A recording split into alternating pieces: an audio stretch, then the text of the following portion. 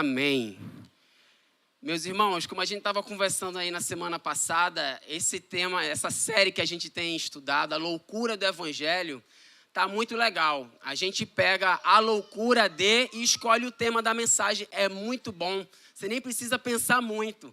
Então, diretamente aqui ao ponto, como a gente estava conversando, nessa manhã, vamos refletir sobre a loucura da generosidade.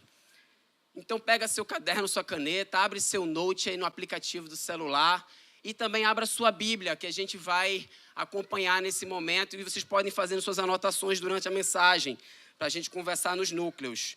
Vamos meditar na segunda carta de Paulo aos Coríntios, no capítulo 8. 2 Coríntios, capítulo 8, do versículo 1 ao 15.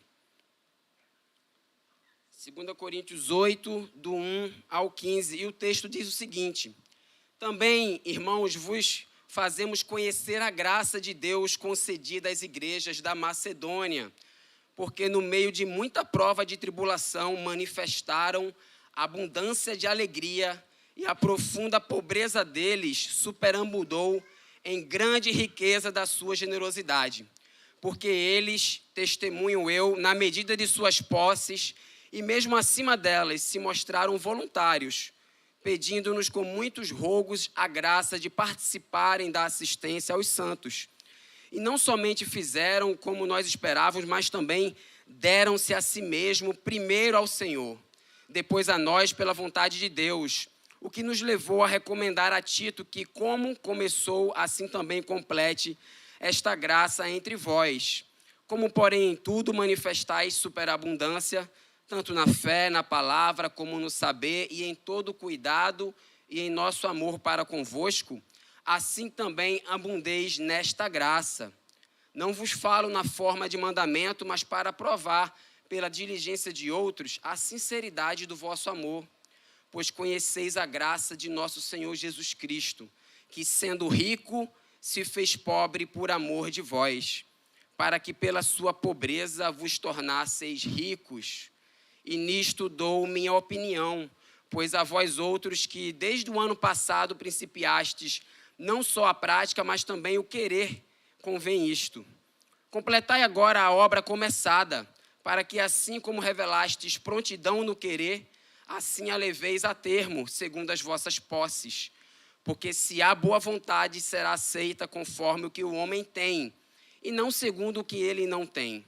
Porque não é para que os outros tenham alívio, e vós sobrecarga, mas para que haja igualdade, suprindo a vossa abundância no presente, a falta daqueles, de modo que a abundância daqueles venha a suprir a vossa falta. E assim haja igualdade, como está escrito: o que muito colheu não teve demais, e o que pouco não teve falta. Amém. Meus irmãos, aqui estamos na segunda carta de Paulo à igreja de Corinto. Ele havia escrito sobre esse tema da contribuição brevemente em sua primeira carta, lá no capítulo 16, 4 versículos. Mas parece que ao longo do tempo a igreja de Corinto enfrentou diversos problemas e esse tema ficou meio que parado. Essa questão do hábito de ofertar com o propósito ali de enviar essa oferta para os cristãos de Jerusalém, que estavam passando por necessidade. Então, mais uma vez aqui, vemos o apóstolo Paulo instruindo a igreja de Corinto. Ao longo desse versículo 1, ao longo do texto, ele exorta a rica igreja de Corinto, mostrando o exemplo da generosidade das igrejas empobrecidas da Macedônia, mais ao norte.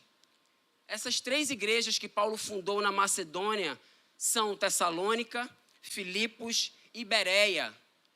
Estavam localizadas em cidades que haviam sido bastante prósperas, ricas, 2 séculos antes de Paulo chegar lá. Mas, porém, durante o primeiro século da era cristã, ali quando Paulo chega, a economia nessas cidades havia se deteriorado. Guerras, invasões bárbaras, as cidades romanizadas com grande pobreza, Filipos, Tessalônica e Bereia, entraram numa extrema pobreza. Já a cidade de Corinto, ela era uma cidade que florescia economicamente, por conta dos seus 2 portos e por conta da agricultura. Então a cidade prosperava. O que nós vemos então, em resumo, é que havia uma diferença entre a Macedônia e Corinto, uma diferença em termos econômicos. Paulo se refere aqui a esse contraste, pois apesar da pobreza dos macedônios, eles eram generosos nas ofertas. E os coríntios, apesar da riqueza que tinham, esfriaram as suas coletas para os cristãos de Jerusalém.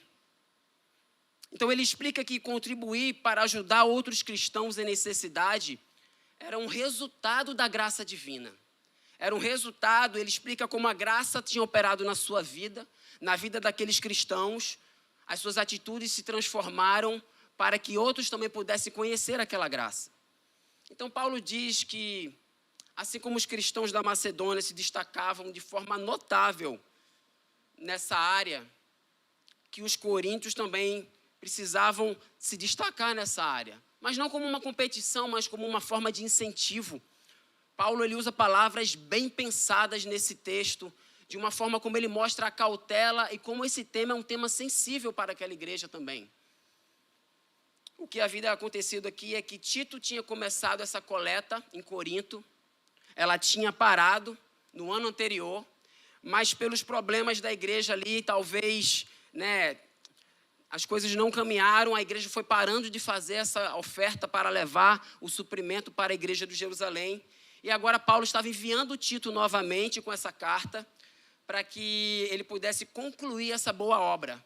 Como fala até na versão da NVI, esse ato de graça. Ele usa esse termo como um ato de graça. Paulo menciona essa generosidade como uma forma de conexão da graça de Deus com a atitude deles. Ele queria que essas contribuições elas fossem enviadas o mais rápido possível, porque aquela igreja estava precisando, estava necessitando. Que fosse uma oferta de uma maneira voluntária daqueles irmãos, como eles haviam feito, como eles estavam fazendo, mas tinham parado de fazer.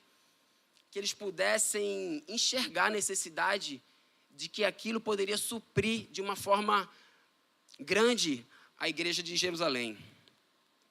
Mas não era a intenção de Paulo, aqui no texto, que todos tivessem que ter iguais possessões ou rendimentos.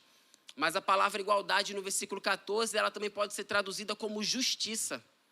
O que ele queria, na verdade, era que os cristãos de Jerusalém, que estavam passando por necessidade, tivessem equidade, ou seja, uma justa distribuição, para que outros tivessem suas necessidades básicas supridas. Apenas aquilo que eles precisavam para continuar servindo a Deus e propagando o Evangelho. Uma reciprocidade, mas não uma igualdade de bens materiais. Até porque Paulo mesmo trabalhava para levantar o seu sustento por um longo tempo no seu ministério. Nesse caso, ele mesmo ajudava outras pessoas. E depois continuou vivendo do Evangelho e sendo sustentado. Então ele reforça que esse suprimento iria para eles, mas que eles estavam dispostos a trabalhar da maneira que pudessem.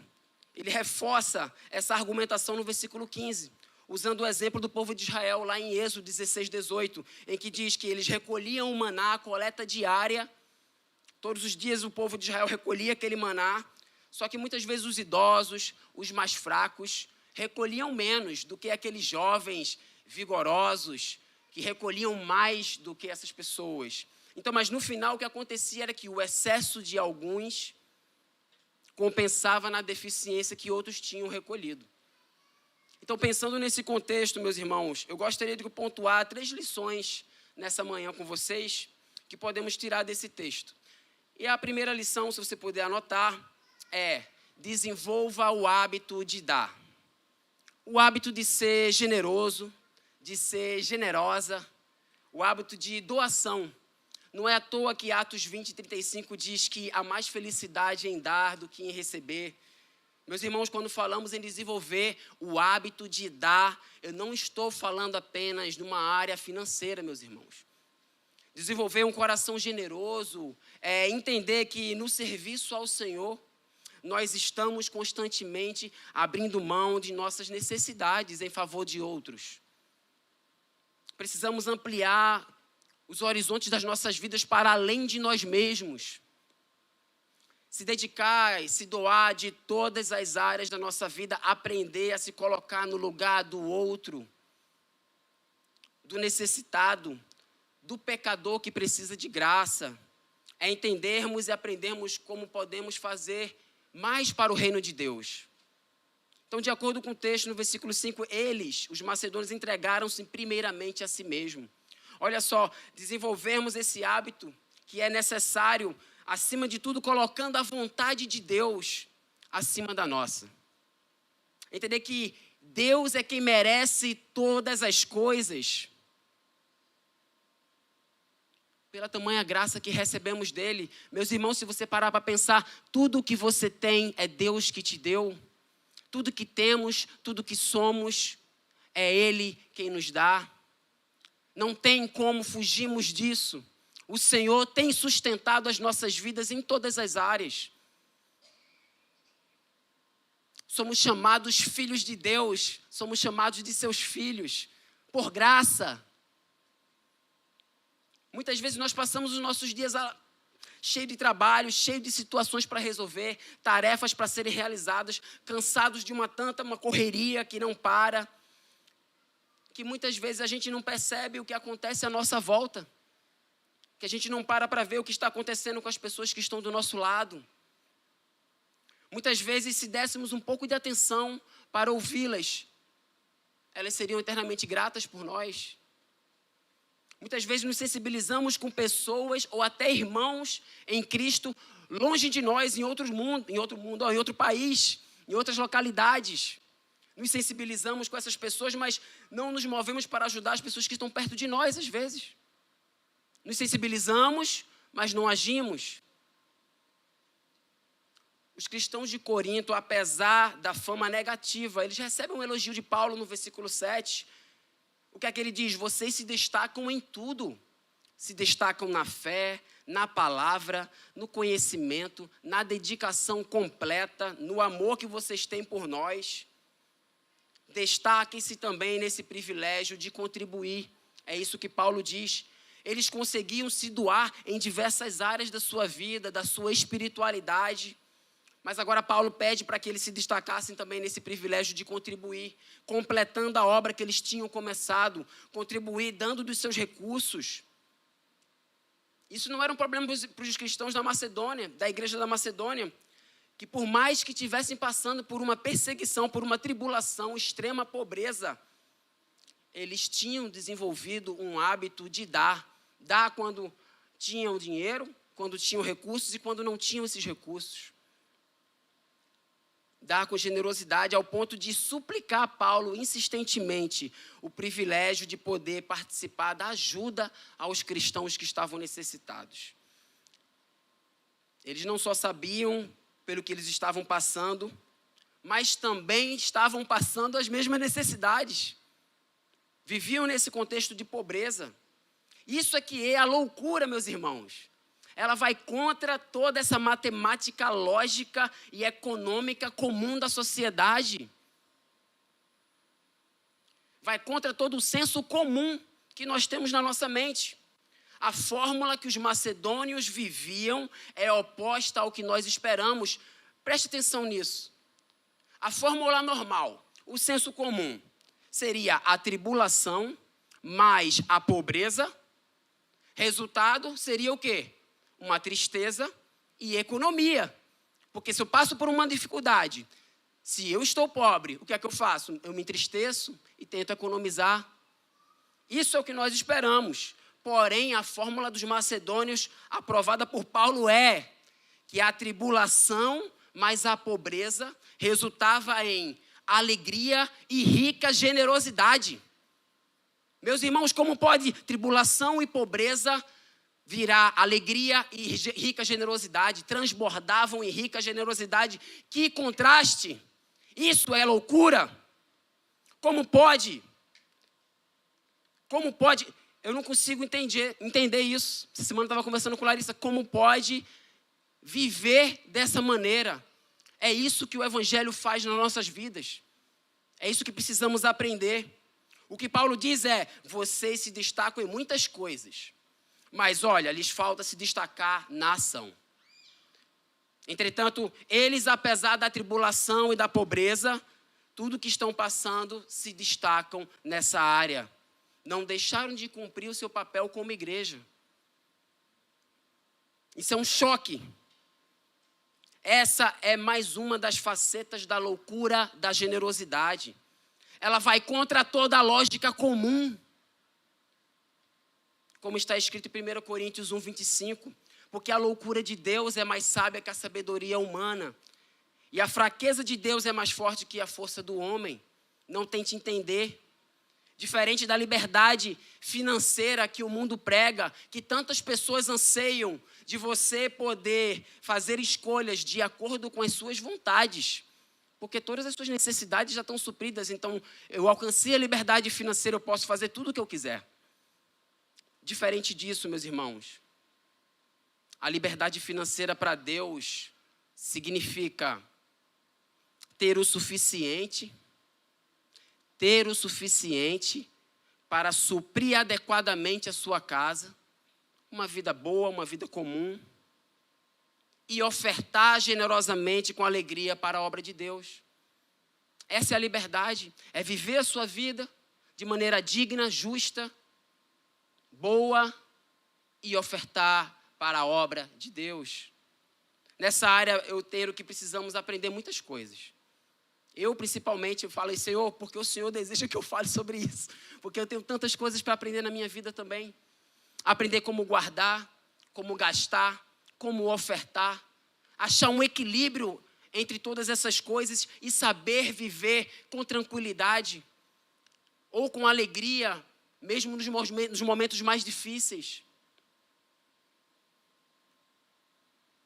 Quando investimos, quando dedicamos os nossos dízimos e ofertas, quando entregamos de maneira voluntária a Deus, estamos, na verdade, abençoando vidas. Estamos, na verdade, fazendo com que a mensagem do Evangelho chegue a mais pessoas. Estamos ajudando a manter um espaço que recebe e abençoa vidas. Meus irmãos, existem esse grupo que a gente tem chamado de desigrejados. Pessoas que foram alcançadas pelo Evangelho. Alcançadas por pessoas que estavam servindo a Jesus, pessoas que estavam servindo numa igreja e que pregaram e que ouviram o Evangelho. Uma igreja que estava sendo sustentada.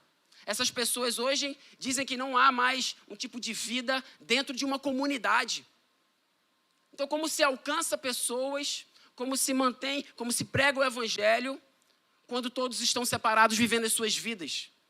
Individualmente, sem uma comunidade. Acaba sendo até uma forma de ingratidão. Talvez em nenhuma outra área de nossas vidas sejamos mais culpados de racionalização do que nessa. E é entendível.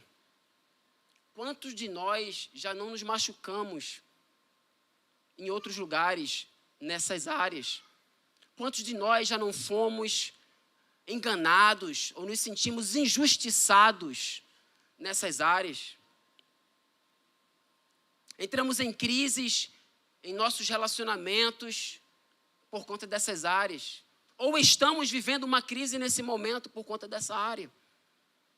Mas eu queria dizer uma coisa para você, meu irmão, nessa manhã. Deus também quer curar a sua vida através da sua graça abundante. Amém? Deus quer derramar isso no nosso coração. Deixe nessa manhã o rio da graça de Deus passar na sua vida. Deixe com que o Espírito Santo possa vir transbordando em você, limpando, renovando, restaurando tudo aquilo que está jogado de lado, que está meio morto. É verdade que Deus estabeleceu no Antigo Testamento o dízimo, no período mosaico. Mas o Novo Testamento não menciona dar o dízimo em comunidades cristãs dessa forma, dízimo. Porque o que Deus deseja é que seu povo lhe mostre o seu amor e a sua fidelidade. Alguns dizem até que no Novo Testamento, após a vinda de Jesus, que recebemos tamanha graça de salvação, a quantidade pode variar mais do que dízimo. Você entende que não tem a ver com isso? Mas o bom ponto de partida para estabelecer um hábito é começar. Um hábito só começa se você começar. Ação. Se você não contribui, comece a estabelecer um valor no seu coração. Faça com fidelidade a Deus, meu irmão. Com alegre gratidão. Eu me sinto muito à vontade de falar sobre isso, porque não sou remunerado pela Igreja Presbiteriana das Águas. Mas também não tem problema nenhum se eu fosse, porque o trabalhador é digno do seu sustento. Mas eu me sinto muito à vontade. Você já parou para pensar que esse princípio da generosidade, ele não se aplica apenas a isso. Ele se aplica também à sua vida, à sua energia, ao seu tempo, aos seus dons, aos seus talentos. 10% do seu tempo a Deus não é nada, é uma tarefa pesada? Não é nada. Dar o dízimo dos seus talentos, servindo num time na igreja. Eu sei que pessoas aqui dão muito mais do seu tempo, dedicam muito mais a outras pessoas, o seu serviço, aqui na comunidade. Quantos projetos nós colocamos no nosso coração, começamos muitas vezes a fazer, mas não finalizamos, mas não damos continuidade a esses projetos. Nos entusiasmamos no início, é até divertido, mas depois não persistimos. Acho que para mim uma das maiores dificuldades, uma das maiores provas que eu passei na minha vida foi o curso de guarda-vidas que eu fiz. Ó, como foi difícil aquilo ali. Mas que sem todo o suporte da minha esposa, sem todo o suporte dos meus amigos, familiares, eu não teria conseguido concluir com êxito. Por isso, o entusiasmo inicial, ele não é suficiente para manter um hábito. Começamos a fazer algo, mas quando as dificuldades vêm, aquele momento de euforia inicial passa, nós temos a tendência de parar. Por isso precisamos de pessoas que nos motivem, que nos lembrem do propósito disso tudo. Pessoas que estão ao nosso lado. Por isso que estamos aqui a cada domingo, caminhando juntos. É isso que havia acontecido com a arrecadação da igreja em Corinto. Que eles estavam arrecadando para os cristãos de Jerusalém. Ela havia estagnado. E Paulo os conclama a seguir em frente e terminar aquele trabalho. Vamos lá, minha gente. Tito está indo aí. O hábito que eles haviam estabelecido havia sofrido um esfriamento. Pense na sua vida nessa manhã.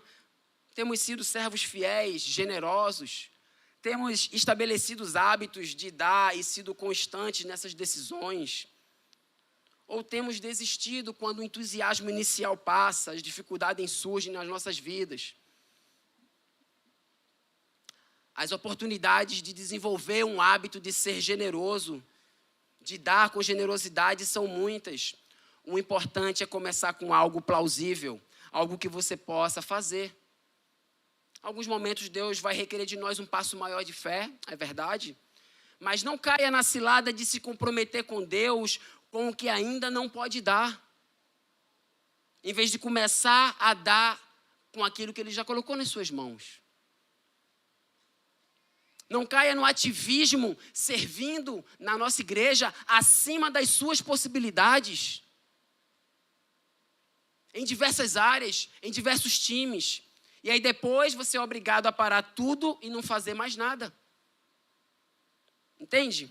Não caia nessa cilada. Dedique uma parte do que você tem a Deus. É melhor o pouco com fidelidade do que o muito por pouco tempo. Desafio você, então, nessa manhã a dar generosamente de seu tempo, de seus dons, dos seus recursos, dos seus talentos, com fidelidade a Deus. Para que a gente possa ver mais pessoas perdidas, sofridas, machucadas, sendo encontradas, sendo resgatadas, acolhidas, alcançadas e transformadas com a graça e o amor de Deus. Amém? Então, a segunda lição que nós precisamos entender é que a questão aqui não é a quantidade que você dá, mas a qualidade do seu coração. Falamos do hábito de dar, e aqui é importante pensar no que nos impede, o que nos atrapalha, como está a motivação do nosso coração.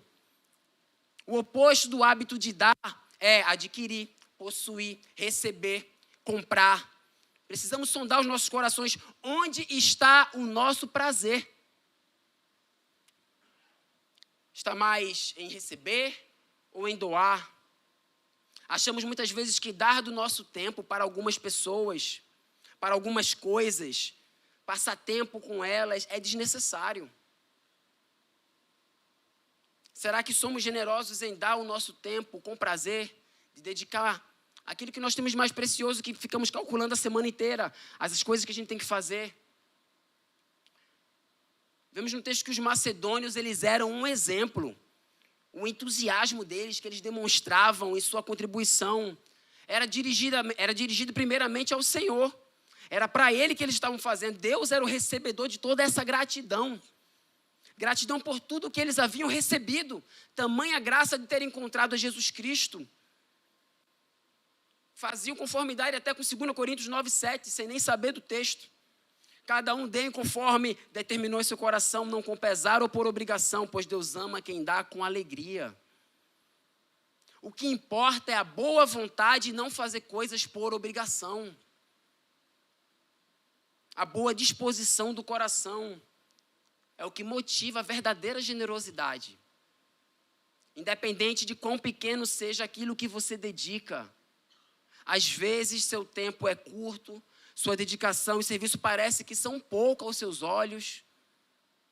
Mas se você faz de todo o coração, isso alegra a Deus. Amém? Creia nisso. Às vezes você está participando de um time que está ali só orando, você não aparece muito. E você fala, poxa, estou aqui orando, as coisas não acontecem. Deus se alegra do seu serviço. Às vezes você está limpando, você está fazendo um outro tipo de atividade, está servindo a Deus, domingo após domingo, pensando. E você fala, poxa, é tão pouco.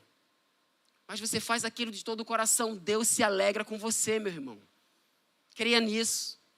E se você não está fazendo nada, o que é que está te pedindo? Vamos lá. Ação.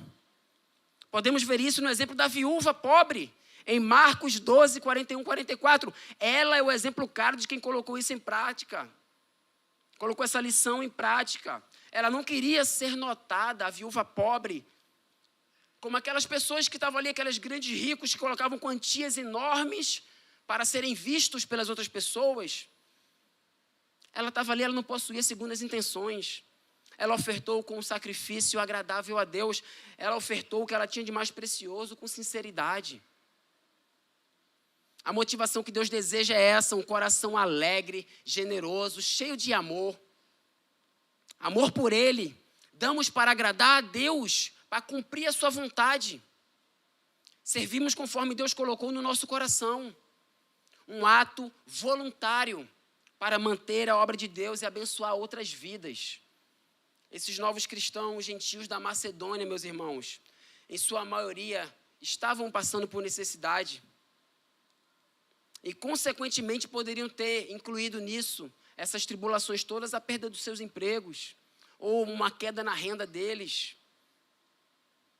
Mas, de acordo com o comentarista N.T. Wright, tal era sua devoção a Deus, ao Senhor Jesus, ao trabalho do Evangelho e à unidade da igreja, que eles encontraram em seus corações motivos para dar, não só de acordo com seus meios, mas muito além disso.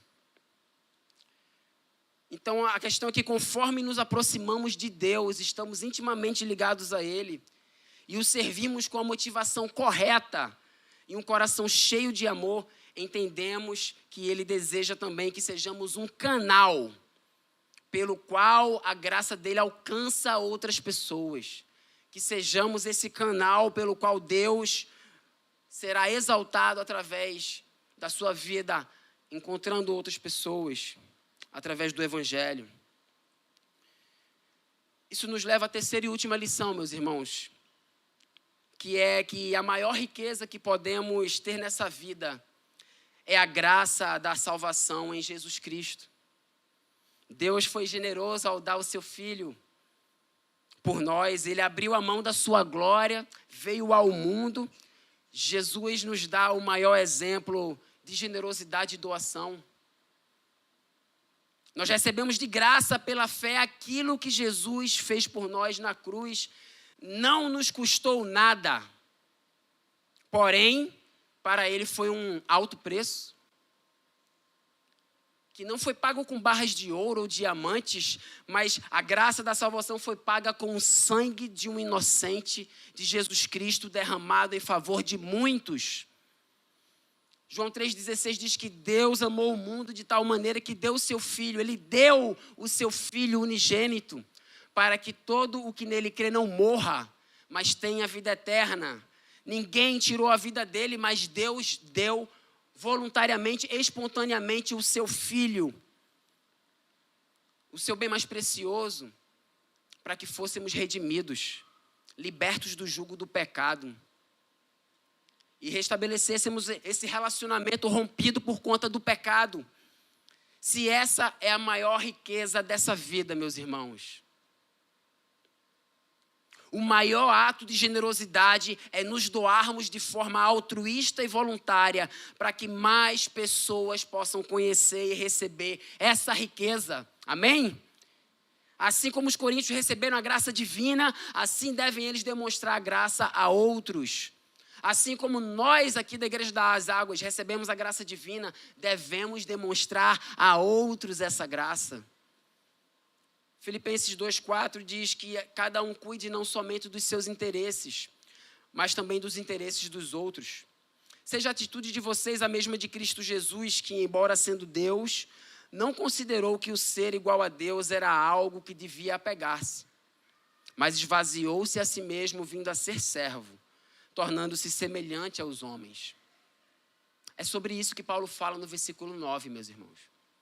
Jesus, com todas as riquezas de sua vida, no mistério glorioso do ser interior de Deus, tornou-se homem, tornou-se pobre, assumindo essa condição humana, com uma vida humilde.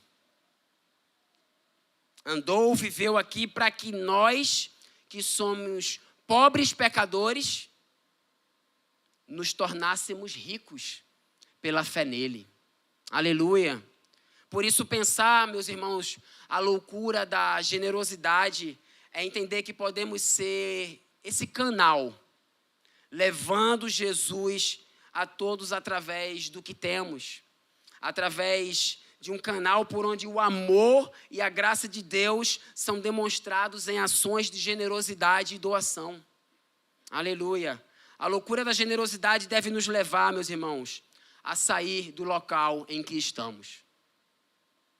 Da forma como temos feito as coisas no nosso dia a dia, deve nos levar à ação, estabelecer hábitos novos, ao olhar para além de nós mesmos, a sondar o nosso coração, a desfrutar da verdadeira liberdade financeira e a compartilhar Jesus, a maior riqueza desse mundo. Hoje é dia de você começar o projeto, mas não de parar com as primeiras dificuldades. Hoje é dia de você começar e completar a boa obra que Deus colocou para você.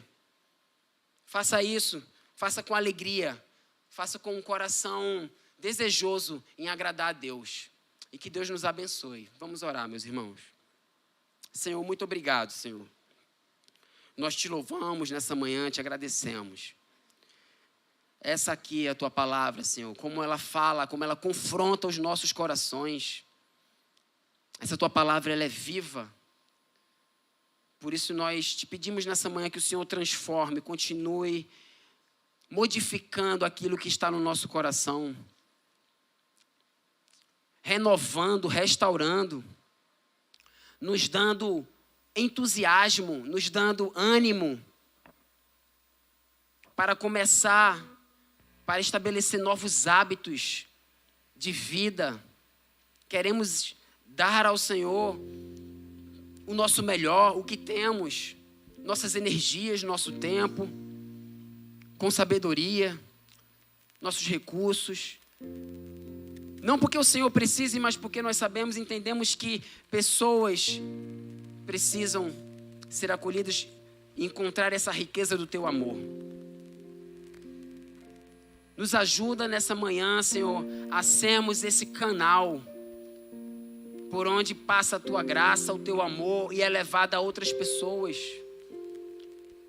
Nos ajuda a sermos práticos, a agirmos e a não Ficarmos pensando que, próximo ano eu vou começar, próximo dia eu vou começar. Nos ajuda a colocar em prática aquilo que temos pensado, sonhado, desejado, aquilo que o Senhor falou no nosso coração nessa manhã. Nos ajuda a viver essa loucura da generosidade, a entender que as coisas do Senhor são diferentes das coisas desse mundo, que não somos desse mundo, somos de outro mundo. Por favor, Senhor, que essa seja uma igreja que não só se destaca em várias coisas, mas que se destaque também na maneira como contribui e como temos visto que realmente o Senhor tem derramado isso em nossas vidas. Louvado seja o Senhor por isso, Deus. Nós te louvamos, te agradecemos em nome de Jesus. Amém, amém.